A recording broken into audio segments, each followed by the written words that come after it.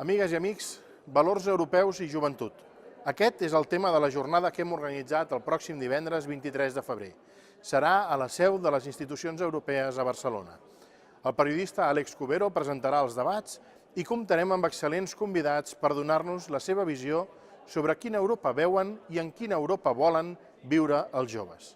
Ja fa uns dies que publicitem aquesta sessió a les xarxes socials i els comentaris rebuts han estat majoritàriament crítics. És precisament per això, perquè sóc ben conscient de com de lluny la gent percep la Unió Europea, que hem organitzat aquest cicle de jornades en què hem parlat sobre pobresa, gent gran o persones amb discapacitat, sempre de la mà dels sectors implicats.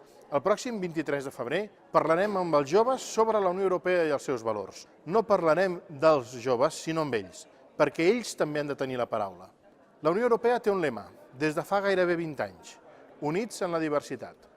Europa és diversa per les seves cultures, per les seves tradicions i llengües, també per la seva gent, i en aquesta diversitat hi trobem uns sentiments compartits, els valors d'Europa. La pau, la prosperitat, la fraternitat, la democràcia i la llibertat. És cert que un millennial tots aquests valors ja els dona per fets, per aconseguits, que no cal lluitar perquè ja els tenim? Afirmar-ho seria caure en l'estereotip de joves despreocupats i poc compromesos amb el seu entorn. Per això en volem parlar amb ells. En els comentaris crítics, als quals abans feia referència, abundava una idea. No ens cal la Unió Europea, no en volem saber res. Que la Unió Europea és perfectible, que té molts defectes, que no acaba de donar tots els resultats desitjats, és una evidència. La pregunta, però, és una altra.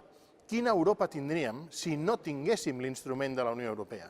La resposta potser ens la dona la història. Totes les generacions d'europeus anteriors a la creació de la Unió Europea van haver de fer la guerra com a mínim una vegada al llarg de la seva vida. Pau, prosperitat, fraternitat, democràcia, llibertat és la nostra alternativa.